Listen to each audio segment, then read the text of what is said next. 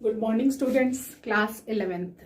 आज हम आपका जो है गद्य भाग से एक चैप्टर लेने जा रहे हैं। वो है जामुन का पेड़।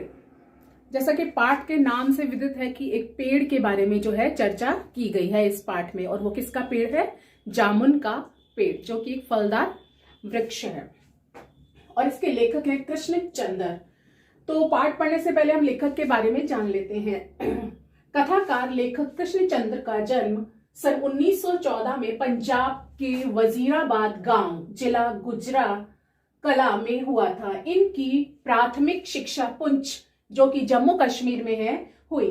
उच्च शिक्षा के लिए वे सन 1930 में लाहौर आ गए। सन 1934 में पंजाब विश्वविद्यालय से उन्होंने अंग्रेजी में एमए किया। तत्पश्चात उनका जुड़ाव फिल्म जगत से हो गया और अंतिम समय तक वे मुंबई में ही रहे। साहित्य अकादमी पुरस्कार से सम्मानित कृष्णचंद्र ने उपन्यास, नाटक, रिपोर्टाज, लेख आदि लिखे। इनकी प्रमुख रचनाएं हैं एक गिरजा एक खंदक, यूकेलिप्टस की डाली, जो है इनके कहानी संग्रह हैं। शिकस्त, जरगांव की रानी, सड़क वापस जाती है, आसमान रोशन है, एक गधे की आत्मकथा, अन्नदाता हम वहशी हैं, जब खेत जागे, 52 पत्ते, एक वायलिन समंदर के किनारे, कागज की नाव मेरी यादों के किनारे, ये इनके उपन्यास हैं। वर्ष 1977 में इनका देहावसान हो गया।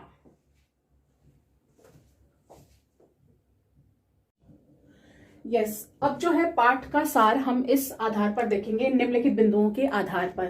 पहला है जामुन के पेड़ के नीचे आदमी का दबना, सरकारी विभागों द्वारा निराशाजनक व्यवहार, हार्टिकल्चर विभाग द्वारा पेड़ काटने से मना करना, पेड़ बचाने के लिए लोगों के सुझाव देना, दबे हुए व्यक्ति का शायर होना, पेड़ काटने में विदेश विभाग द्वारा उत्पन्न बाधा और पेड़ काटने की अनुमति ना मिलना। तो सबसे पहला है इसमें कि जामुन के पेड़ के नीचे आदमी का दबना। रात के समय जो है आंधी चलने से सचिवालय के पार्क में खड़ा एक जामुन का पेड़ जो है गिर जाता है। सुबह जब माली आता है तो वह देखता है कि उसके नीचे जो है एक आदमी दबा पड़ा है, यानी कि सचिवालय में एक जो है जामुन का पेड़ लगा हुआ है, और वहां पर जो है रात को आंधी आती है जब, तो पेड़ गिर जाता है। और जब माली सुबह आता है तो देखता है कि नीचे एक आदमी वहां पर दबा पड़ा है। उसने तुरंत यह सूचना जो है चपरासी को दी और चपरासी दौड़ता हुआ क्लर्क के पास गया, क्लर्क सुपरिटेंडेंट के पास, और सुपरिटेंडेंट दौड़ता हुआ लॉन में आया और मिनटों में दबे हुए आदमी के पास जो है भीड़ इकट्ठी हो जाती है। और वहां के क्लर्कों को जो है वहां के रसीले जामुनों की याद आने लगती है। तो ऐसा करते करते जो होता है जामुन के पेड़ के पास जो है भीड़ इकट्ठी हो जाती है। तभी माली से जो है आदमी के बारे में पूछा जाता है और उन्हें उस आदमी के जीवित रहने में संदेह था, लेकिन तभी वह दबा हुआ आदमी जो है कराहते हुए बोल पड़ता है। तो माली सुझाव देता है कि पेड़ हटा दिया जाए, परंतु सुपरिटेंडेंट जो है अपने ऊपर के अधिकारी से पूछने की बात कहता है और deputy secretary, joint secretary, chief secretary से होते हुए मिनिस्टर के पास यह बात पहुंचती है और मंत्री जो है चीफ सेक्रेटरी से कुछ कहा और उसी क्रम में बात नीचे तक पहुंची और फाइल चलती रही। और इसी बीच जो है बात जो है इसी बातों बातों में जो है आधा दिन बीत जाता है और वो पेड़ नहीं हटाया गया तब तक। फिर है उसके बाद सरकारी विभागों द्वारा निराशाजनक व्यवहार, जैसा कि फाइल को देखा कि अपने से ऊपर पोस्ट वालों के पास जो है फाइल गई, बात पहुंची, इसमें आधा दिन बीत गया और कार्यवाही कुछ भी नहीं हो पाई। तो अब जो है सरकारी विभागों द्वारा निराशाजनक व्यवहार, दोपहर तक जामुन के पेड़ के चारों ओर भीड़ इकट्ठी हो जाती है और कुछ मन चले क्लर्क सरकारी अनुमति के बिना पेड़ हटाना चाहते थे, लेकिन उसी समय जो है सुपरिटेंडेंट फाइल लेकर भागा भागा आया और कहा कि हम लोग व्यापार विभाग से संबंधित है और मैं इस फाइल को अर्जेंट मार्क करके कृषि विभाग में भेज रहा हूं। यह कृषि विभाग का काम है। दूसरे दिन कृषि विभाग से पेड़ हटवाने की जिम्मेदारी व्यापार विभाग पर डाल दी जाती है। ऐसा करके व्यापार विभाग ने पुनः कृषि विभाग पर जिम्मेदारी डालकर अपना पल्ला झाड़ लिया। दूसरे दिन भी यह फाइल चलती रही। शाम तक इस मामले को हॉर्टिकल्चर विभाग के पास भेजने का फैसला किया गया, क्योंकि यह फलदार पेड़ था और एग्रीकल्चर डिपार्टमेंट ही अनाज और खेतीबाड़ी के मामलों के फैसले का जो है हकदार है। अब जो है हॉर्टिकल्चर विभाग द्वारा पेड़ काटने से मना करना। चारों तरफ पुलिस का पहरा था, मगर एक पुलिस कांस्टेबल को दया आ गई और उसने माली को दबे हुए आदमी को खाना खिलाने की इजाजत दे दी। यानी कि जब से वह, अब पूरा 1.5 दिन बीत चुका था और जो है दबा हुआ व्यक्ति अभी तक जामुन के पेड़ के नीचे ही था और फाइलों पे जो है बात आगे एक के ऊपर एक किसी दूसरे विभाग पर डाली जा रही थी, तो वहां पर जो है पुलिस का पहरा हो गया और कराहते हुए आदमी ने जब थोड़ी सी आवाज निकाली तो पुलिस वाले को दया आ गई और उसने माली को जो है खिचड़ी खिलाने, मतलब उसे खाना खिलाने की इजाजत दे दी।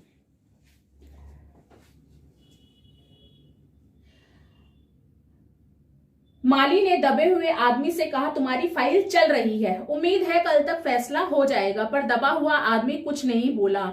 माली ने पेड़ के तने को ध्यान से देखकर कहा कि अच्छा हुआ तना तुम्हारे कूल्हे पर गिरा है, अगर कमर पर गिरता तो रीढ़ की हड्डी टूट जाती।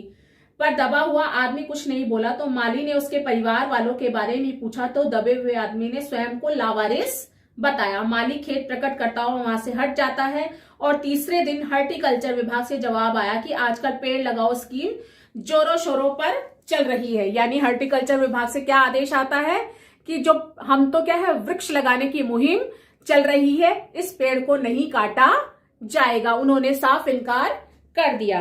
अब है पेड़ बचाने के लिए लोगों के सुझाव देना। तो पेड़ बचाने के लिए लोगों ने क्या सुझाव दिए?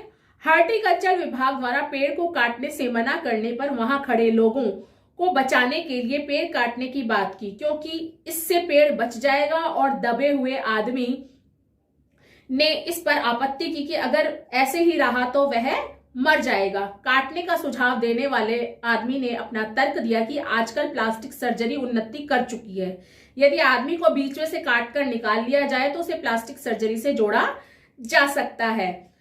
तो अब क्या हुआ कि पेड़ को काटने के लिए जैसे सुझाव दिए गए, एक आदमी कह रहा है कि फिर जो दबा हुआ व्यक्ति था वो कहता है कि इस तरह तो मैं मर जाऊंगा अगर पेड़ नहीं कटा तो एक आदमी सुझाव देता है कि आजकल तो क्या है कि मेडिकल ने इतनी उन्नति कर ली है कि अगर शरीर को काटकर तुम्हें 2 हिस्सों में निकाल भी दिया जाएगा तो तुम्हें प्लास्टिक सर्जरी से जोड़ दिया जाएगा। और अब यह फाइल जो है मेडिकल विभाग को भेजी जाती है।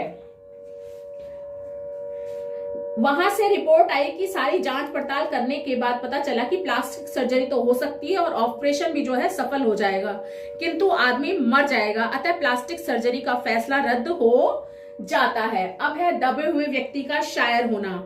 रात को माली ने दबे हुए आदमी के मुंह में खिचड़ी डालते हुए उसे बताया कि अब मामला जो है ऊपर चला गया है। सुना है कि कल सेक्रेटरिएट के सभी सेक्रेटरियों की मीटिंग होगी, वहां केस के सुलझने की संभावना है। विभागों की लेट लतीफी को देखकर दबा हुआ आदमी जो है एक शेर सुनाता है, ये तो माना कि तगाफुल न करोगे लेकिन खाक हो जाएंगे जब तक की खबर होने को है। यानी कि जो है वो शायर निकला। यह सुनकर जो है माली हैरान हो गया और आदमी के शायर होने की बात पर सारे सचिवालय में यह फिर जो है पूरी चर्चा जोर शोर से फैल जाती है। वहां तरह तरह के कवि और शायर जो है इकट्ठे हो जाते हैं। वे सभी अपनी रचनाएं सुनाने लगे। कई क्लर्क उस आदमी को अपनी कविता पर आलोचना करने को मजबूर करने लगे। जब सब कमेटी को यह पता चला तो उसने यह मामला कल्चरल डिपार्टमेंट को सौंप दिया कि कवि शायर, वो जो नीचे दबा हुआ व्यक्ति है वो एक शायर है, कवि है, तो उन्होंने जो है यह मामला जो कल्चरल डिपार्टमेंट को सौंप दिया। साहित्य अकादमी के सचिव के पास जब यह फाइल पहुंचती है तो बताया, और वह उस समय क्या होता है उसका इंटरव्यू लेने पहुंच जाते हैं। दबे हुए आदमी ने बताया कि उसका उपनाम ओस है। तथा कुछ दिन पहले ही उसका लिखा हुआ ओस के फूल गद्य संग्रह जो है प्रकाशित हुआ। सचिव ने आश्चर्य से जताया कि इतना बड़ा कवि उसकी अकादमी का सदस्य नहीं है। और आदमी ने उससे कहा कि मुझे पेड़ के नीचे से निकालिए। सचिव उसे वहां से निकालने का आश्वासन देकर फिर चला जाता है। अगले दिन सचिव से साहित्य अकादमी का सदस्य चुने जाने की बधाई दी जाती है। यानी कि उसे पेड़ के नीचे से नहीं निकाला गया, लेकिन उसे साहित्य अकादमी का सदस्य जो है चुन लिया जाता है और उसे बधाई देने पहुंच जाते हैं। आदमी ने उसे पेड़ से निकालने की प्रार्थना की नीचे से, तो इसमें उसने अपनी असमर्थता जताई। जब दबे हुए आदमी ने कहा कि मुझे पेड़ के नीचे से तो निकालिए, तो जो है सचिवालय का जो आदमी था उसने जो है अपनी असमर्थता जताई। उसने कहा कि यदि तुम मर गए तो हम तुम्हारी पत्नी को वजीफा दे सकते हैं, यानी कि पैसे दे सकते हैं। उनके विभाग का संबंध सिर्फ कल्चर से है। पेड़ का काम आरी कुल्हाड़ी से होगा, इसलिए वन विभाग को लिख दिया गया है। यानी कि फाइल अब और आगे चली जाती है वन विभाग के पास। अब है पेड़ काटने में विदेश विभाग द्वारा उत्पन्न बाधा की क्या बाधा उत्पन्न हुई। शाम को जब माली उसके पास आता है तो उसे बताता है कल वन विभाग वाले पेड़ काट देंगे।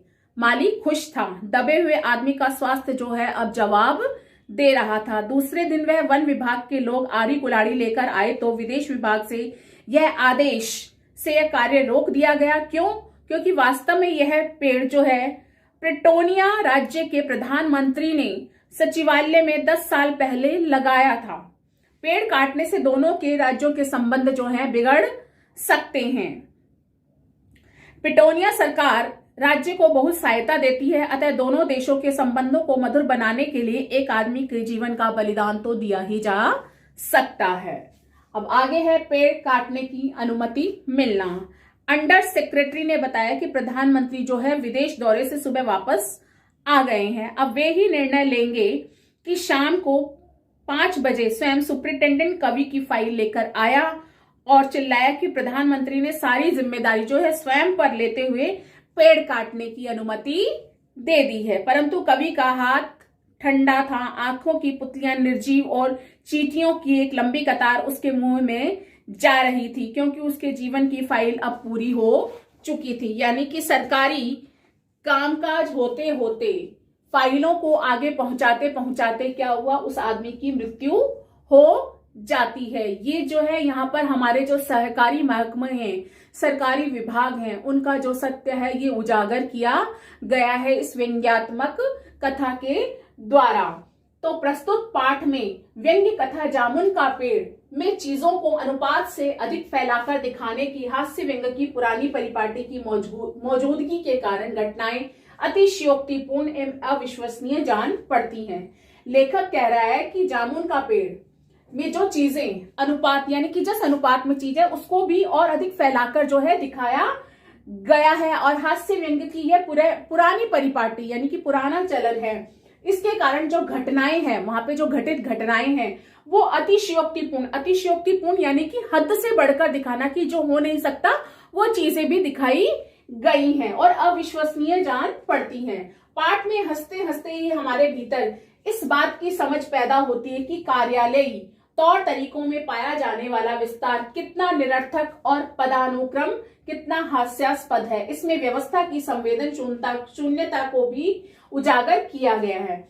यानी कि जो कार्यालय विभाग हैं उनके तौर तरीके किस प्रकार हैं, यानी वो किस तरीके से काम करते हैं, उनमें पाया जाने वाला विस्तार कितना निरर्थक है, यानी कि उसमें कोई भी सार्थकता नहीं है। और उनका जो पदानुक्रम है, उनके जो पदों का क्रम है वो कितना हास्यास्पद है। इसमें व्यवस्था की जो एकदम संवेदन शून्यता यानी उनमें किसी प्रकार की कोई संवेदनता नहीं है, संवेदनशीलता नहीं है, को उसको भी इसमें जो है उजागर किया गया है। धन्यवाद।